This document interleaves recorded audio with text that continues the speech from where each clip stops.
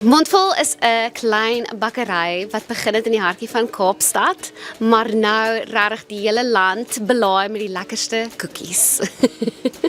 Die naam Mondvol is so 'n paar jaar terug op die bank van 'n vriendin saam met haar besluit. Toe ek besluit het om 'n blog te begin, ek's baie lief vir kos, en toe het sy gesê, hoekom nie meer die Mondvol nie? En dit het net gebly. En vandag is ek verskriklik trots op die naam. Dit is Afrikaans, ek is Afrikaans en ek is 'n besonderse trotse Afrikaanse meisie.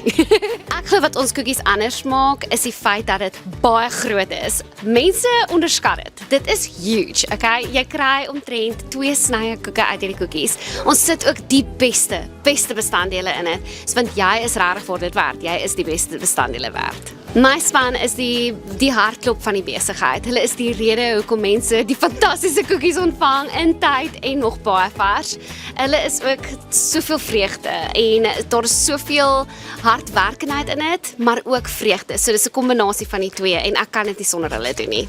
My gunsteling koekie is die rooibos tee koekie. Ek is baie trots op dit. Ek dink dit is so 'n lekker koekie. Hy het neute in, hy het nougat in en dan het hy lint infused rooibos. Nee, rooibos infused lint. It's just dit is letterlik die beste koppie tee in 'n koekie gevang. Die feit dat mense vir my kan sê dat my besigheid is 'n sukses, raak my regtig diep, want dit is my hart om dit te kan doen. En om sukses te hê beteken dat ek kan werk skep vir ander. Dit is wat sukses is.